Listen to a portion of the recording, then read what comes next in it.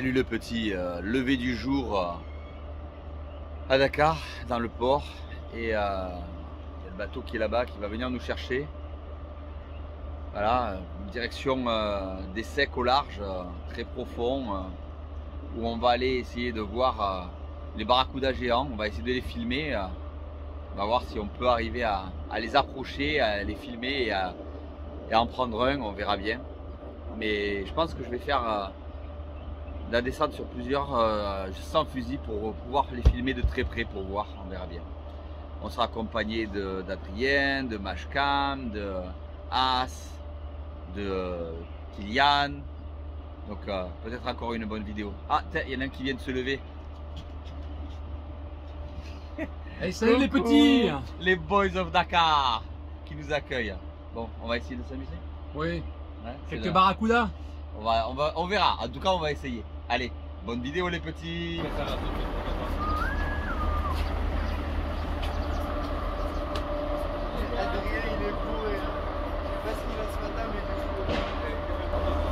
Bon alors Kylian, t'es prêt? Toujours prêt. On part au large? Inch'Allah. Motivé? Ah, peut-être. T'as bien dormi? Ah, sur le bateau? C'est compliqué, mais j'ai dormi, mais pas. Allez, avec l'équipage, direction le large. Bonjour chef, nous sommes au 105. Et c'est parti avec les Boys de Dakar! Avec Pilou et avec Stéphane Dudon! Et on fait la vidéo de la vidéo, la vidéo de la vidéo. Allez, on va aller voir s'il y a les grands barracudas, c'est l'objectif. On est à Dakar là. Et départ, direction le large avec As, le meilleur capitaine de Dakar. Kylian, Mashcam, Boys of Dakar. Bonjour Luigi, demande l'autorisation de sortir du gaz s'il vous plaît. Merci Luigi, bonne journée. Regardez, on est tellement loin que nulle part, on voit la terre. Nulle part. Voilà. Ça c'est le top. Voilà, température de l'eau, 28 degrés. Ça va aller, hein, ça va le faire. Hein. Allez, on arrive. On y est. Ça c'est des trucs de malade. Hein. Tu montes à la vigie? Bon, hein, tu vas regarder les marlènes de la surface.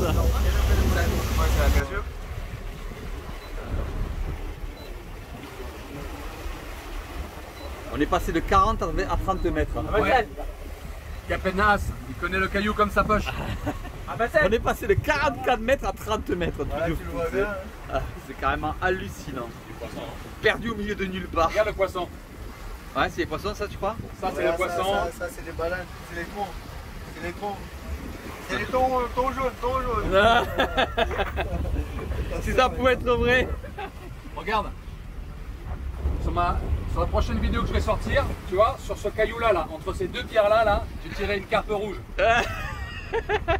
Tu verras, sur 36 mètres.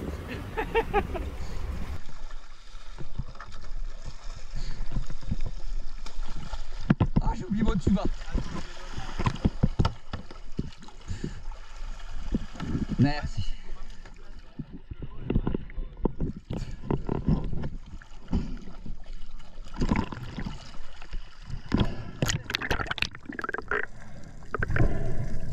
Vous allez voir que les journées à Dakar sont très difficiles, même très au large. J'utilise un fusil d'anti-spearfishing monocoque carbone triple sando fabriqué par Orca. Et j'utilise des pointes détachables, donc que vous allez voir bientôt en fabrication d'anti-spearfishing. Avec un dynéma de 3 mm. Et vous allez voir que même ça, malheureusement, des fois, il arrive des galères. Pourtant, c'est de l'équipement prévu vraiment pour du lourd. Hein. Je vois le fond là, hein. Je le vois. Il y a combien? Il y a 30 mètres là et on voit le fond. Là, il y a 26 mètres. 26, ouais, on voit le fond, enfin on le distingue. On descend à la gueuse, donc on s'accroche à la gueuse et la gueuse de 9 kg nous tracte vers le fond. Ça nous permet de consommer moins d'oxygène, non pas pour le temps resté au fond, mais surtout pour pouvoir avoir de la réserve quand on lutte face à de très gros poissons qui sont consommateurs énormément d'oxygène pendant la bagarre. Puisque pour homologuer un record, il faut le tirer au moulinet ou le tirer au breakaway, mais non relié au bateau. Et vous allez voir que c'est là où est tout le problème. Donc là je suis avec un moulinet composé de 50 mètres de Dyneema en 2 mm. Et voilà, un énorme barracuda qui arrive. Il fait 20-25 kg. Je l'approche, je le tire et regardez le rush. Écoutez le moulinet. Et ouais, c'est terrible. Il arrive au fond, il se frotte et il casse tout. Et là en moi c'est le grand désespoir. Adrien vient me surveiller, mais au fond de moi je suis désespéré.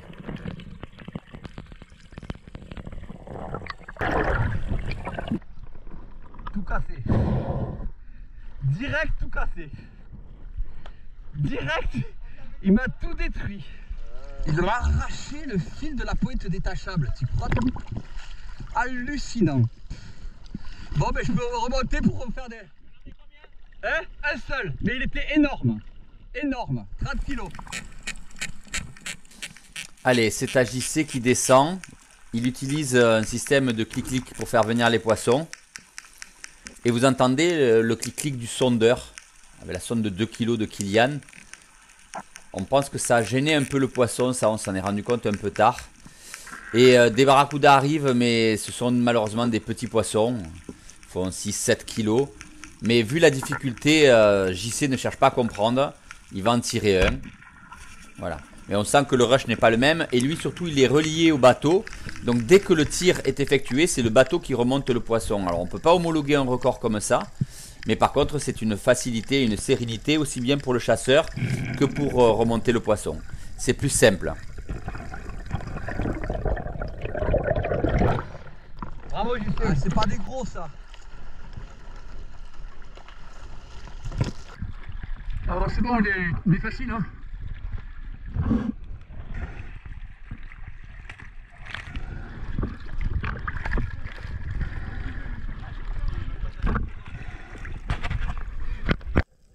Et Kylian qui descend à son tour tombe sur le magnifique carangue pompano qui tire très facilement. Là aussi reliée au bateau, elle sera remontée par le bateau tranquillement. On peut l'admirer lors de sa remontée. Elle vient se caler dans le bateau et heureusement on arrive à la débloquer. Elle arrive à se débloquer toute seule d'ailleurs. Et voilà, le bateau peut la remonter. Un magnifique poisson. Magnifique. Magnifique carangue pompano. Magnifique. Bravo Kylian. Magnifique.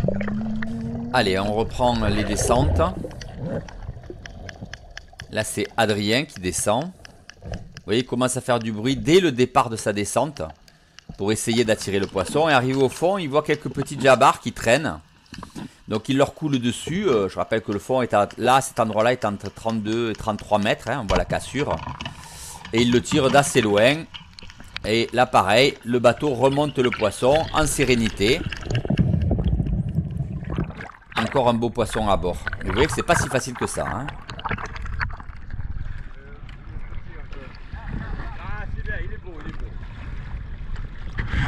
Bon, mon Adrien, t'as quand même fait un beau jabar. Ah, c'est dur, hein. Ouais, c'est très dur, hein. J'ai tombé, il y avait de l'eau au début bien clair. Avec du poisson et maintenant plus rien. Voilà. Dommage pour ton, Eh ouais, il m'a tout cassé. C'est comme ça, c'est la loi de la pêche. Il était trop gros. Vous vous rendez compte qu'on est parti à 5 chasseurs, qu'on enchaîne les apnées très profondes, hein, parce que là vous voyez que quelques petites étapes et qu'on ne trouve quasiment pas de poissons. Là j'ai un petit banc de cérioles qui m'entoure. Bon, c'est magnifique, mais on ne les tire pas. Elles font 2 kg, 3 kg. C'est des bébés, il faut les laisser tranquilles. Mais il n'y a pas de poisson. C'est ça qui nous terrifie, quoi. Un poisson par-ci, un poisson par-là, et des petits poissons. Le seul gros poisson qu'on a fait au départ, il est parti. Vous avez vu, j'ai failli la caresser. Tellement elles sont là, en train de nous admirer. Et elles viennent dans mes palmes. J'avais un banc de petites cérioles autour de moi. Mais j'ai pas tiré. T'es joli. Donc JC me pousse, hein, c'est ce qu'on appelle la poussette. C'est une technique qui permet aux chasseurs qui descendent de ne pas consommer d'oxygène, puisque les premiers mètres qui sont les plus difficiles sont propulsés par l'autre chasseur. Et ensuite on enchaîne, parce qu'on pêche en poids constant avec 2 kg. Et là en arrivant au fond, je tombe sur les baras. Donc je me dis, ah, peut-être un gros bara. Ils sont là, je les vois, il y a aussi des petites carangues. Mais c'est des petits poissons, ils font 5, 6, 7 kilos. Le plus gros là doit faire à tout casser 10 kilos. C'est celui qui est à droite complètement. Il est bien zébré d'ailleurs, montrant qu'il est là, présent, que c'est le chef, mais c'est des tout petits poissons. Plein de petits baras. Plein mais trop petits. Mais il y avait vraiment beaucoup de petits baras. Et là je vous ai laissé la scène en entier. Adrien descend parce que JC est en train de lui montrer quelque chose. Donc il appelle. Ça veut dire que JC a vu les barracudas et que Adrien descend en poids constant, hein, sans lagueuse. Et je vous ai tout laissé pour vous montrer la difficulté de cette action et le danger de cette action. Voilà, il descend, on ne voit rien. Il claque ses sandos pour faire revenir les poissons. Et il descend dans le bleu. On ne voit absolument pas le fond, on ne sait pas où il est. Il cherche à comprendre ce que JC a vu, puisque s'il y a montré, et voilà, il le voit. Il voit le barracuda. Donc il y coule dessus. Il se laisse couler, il s'en approche, il va pour tirer. Et là, du donade, il a laissé la sécurité. Donc qu'est-ce qu'il fait? Il enlève la sécurité, le poisson n'est pas parti, mais il a pris du retard, il le tire trop derrière. Et là, le rush est hallucinant. Vous entendez le moulinet? Et Adrien va avoir un problème. C'est que le moulinet part tellement vite que voilà, il se retrouve à plus de 10 mètres de la surface et il n'y a plus de moulinet. Et là, il palme, il en peut plus. Mais heureusement, JC a compris. Il descend, JC, et il va en sécurité. Il lui dit remonte et il attrape le fusil.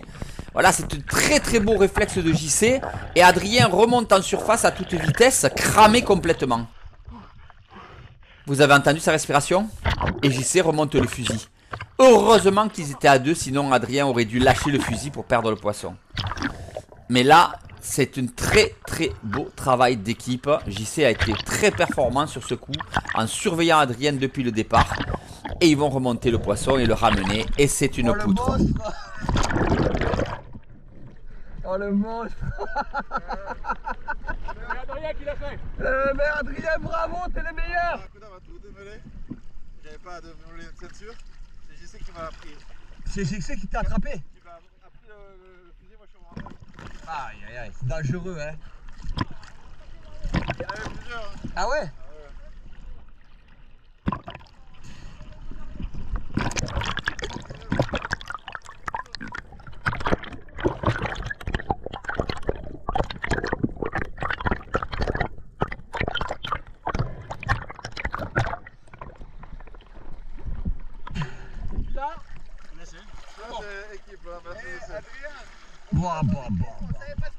Putain, c'est quoi? Je suis allé chercher à 10 mètres le fil complètement dévidé.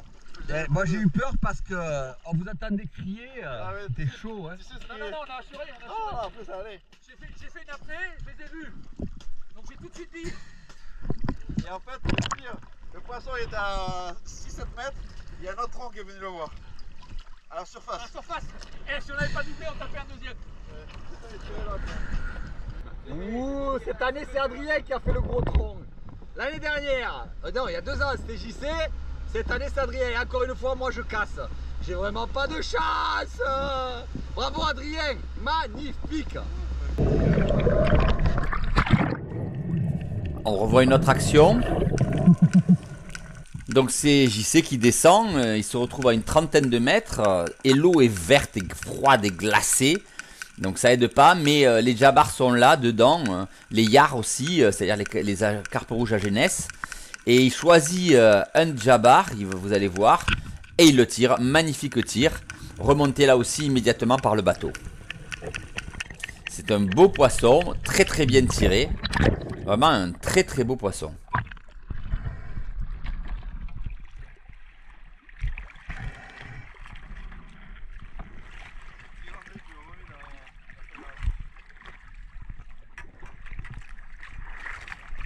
Bon alors JC, Le petit diamant, 7-8 kilos. 7-8 kilos, au fond Allez, dans l'eau c'est sale. bien. récupère.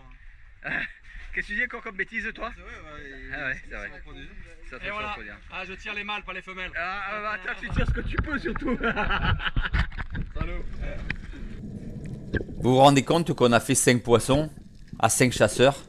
C'est pas grand chose quand même, hein. Et je suis capot jusqu'à la dernière seconde. Et là, dans mes palmes, il me monte un banc de carangue. Alors c'est pas des gros poissons, mais je n'ai pas tiré un autre poisson à part le premier barracuda de la première apnée. Je n'ai pas vu un poisson tirable pour moi, hein, parce que je cherche des beaux poissons de la sortie. Donc je dis en désespoir de cause, je vais attirer une carangue. Je vais pas quand même rester capot sur une journée à Dakar. Je me dis, de toute façon, un marin la récupérera pour la manger, c'est pas un problème. Ils adorent ça. Donc je descends au milieu du banc, j'en profite pour faire de belles images et je cherche un spécimen un peu plus gros que les autres. J'attends tranquillement de trouver le spécimen qui me plaît. Et tout d'un coup, à l'intérieur, j'en vois une un peu plus grosse que les autres et je la prends et je la tue net. Et tout le banc tourne autour. Voilà, la seule poisson que j'aurais fait de la journée. Pour vous dire que Dakar, c'est difficile, vraiment difficile.